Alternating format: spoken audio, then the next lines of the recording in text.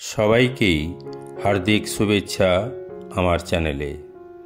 আগামীকাল 22শে ডিসেম্বর 2024 জগজ্জননী শ্রী শ্রী মা শারদার শুভ আবির্ভাব তিথি। এই দিনেই তিনি অবতার রূপে ধরাধামে অবতীর্ণ হয়ে মানব কল্যাণে অনেক দিশা দিয়ে গেছেন। সেই উপলক্ষে আজ আমাদের এক ক্ষুদ্র নিবেদন।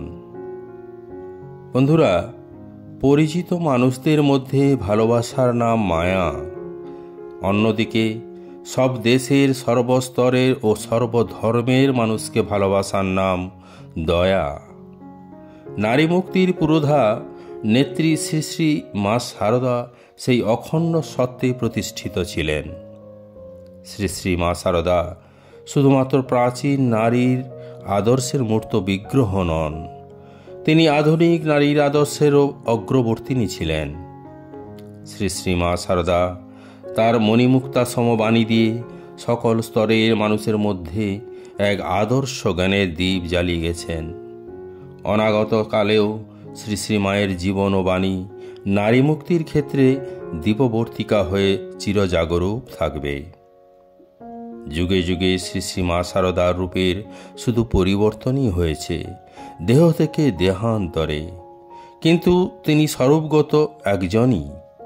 তিনি কখনো বৈকুণ্ঠের লক্ষ্মী, কখনো সীতা, কখনো রাধা, কখনো যশোধরা, কখনো বিষ্ণুপ্রিয়া, আবার কখনো মা শারদা রূপে অবতারদের লীলায় সহযোগিতা করতে মরতে বারবার আবির্ভূতা হয়েছেন। শ্রী শ্রী মায়ের মুখেই এই কথার সাক্ষ্য বহু আছে। শ্রী শ্রী মা শারদা দেবী তার দৈবী শক্তি ঢেকে আবির্ভূতা হয়েছিলেন। তার জীবন চর্চা অতি সাধারণ হলেও বাস্তবিক তিনি ছিলেন অসাধারণ। সেই সাধারণের আবরণ ভেদ করে কখনো প্রকটিত হয়ে উঠত তার দেবীত্বের মহিমা। ভগিনী নিবেদিতার মতে শ্রী শ্রী মা জীবন একটি দীর্ঘ নীরব প্রার্থনা। তার দৈবী শক্তি, ভালোবাসার গভীরতা, পবিত্রতা, বাস্তববাদিতা এসব অনেক সাধকের ধ্যানের বিষয়। শ্রীরামকৃষ্ণ শ্রী শ্রী মাকে ষোড়শী রূপে পূজা করবার মাধ্যমে শ্রী শ্রী চণ্ডীতে উল্লেখিত দেবী ও শারদা দেবীর অভিন্নত্ব প্রকাশ হয়েছে। শ্রীরামকৃষ্ণ দক্ষিণাকালী মন্দির দেখিয়ে বলেছিলেন, ওই যে মন্দিরে ভবতারিণী রয়েছেন আর নহবতেছে যে আছেন, এরা অভেদ।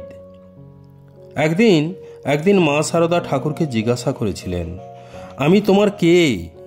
ঠাকুর উত্তর দিয়েছিলেন, তুমি আমার মা আনন্দময়ী। এই পরম শক্তি বিভিন্ন যুগে ভগবানের অবতার লীলায় সহায়তা করতে বারবার অবতীর্ণ হয়েছেন।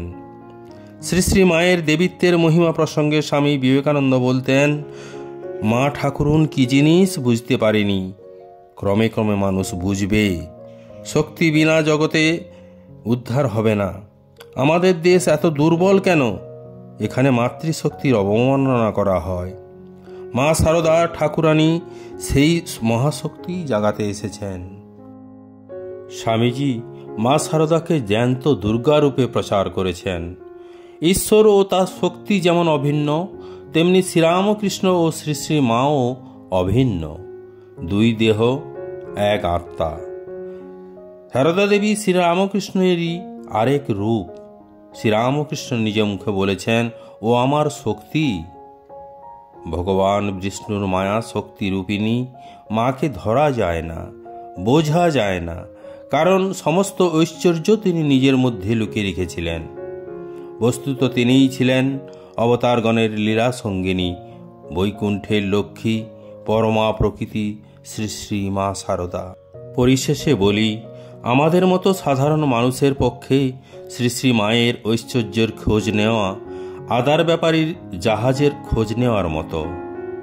বিষ্ণু শক্তিরূপিণী দেবী শারদার প্রসন্নতা লাভই আমাদের উদ্দেশ্য। আজকের দিনে তার কাছে আমাদের কাতর প্রার্থনা, শঙ্খ চক্র গদা শঙ্খ গৃহীত পরমায়ুধে প্রসিদ্ধ বৈষ্ণবী রূপে নারায়ণী নমস্তুতে। হে দেবী, বিষ্ণু শক্তি রূপে চার হাতে শঙ্খ চক্র গদা ও ধনু ধারণ করেন। হে নারায়ণী, আপনি প্রসন্না হন। আপনার শ্রীচরণে শতকোটি ভুলুণ্ঠিত প্রণাম। যথাগ্নিদাহিকা শক্তি শ্রীরামকৃষ্ণে স্থিতা হিজা, সর্ববিদ্যা স্বরূপাং তং শারদাং প্রণমাম্যহম।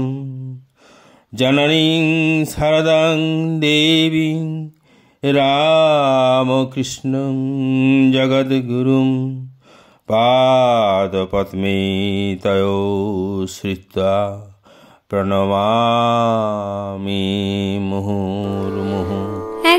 প্রণমামি মুহুর্মুহু। হৃদি কমলাসনে একবার বিরাজো গো মা, হৃদি কমলাসনে।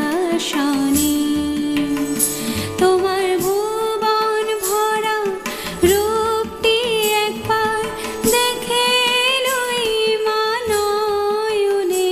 তোমার ভুবন ভরা রূপটি একবার দেখে লই মা নয়নে। কমলাসনে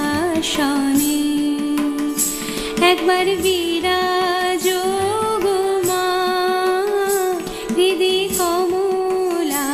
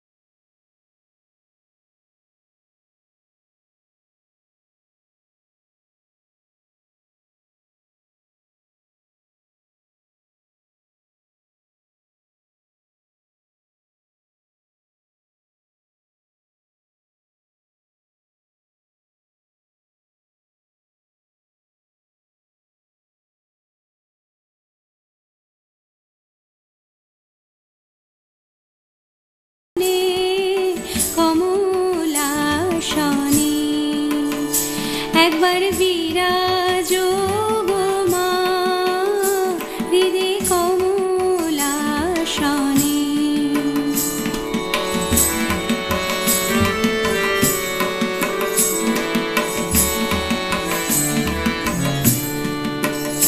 তুমি পুরুষ কি নারী বুঝিতে নারী, পুরুষ কি নারী বুঝিতে নারী।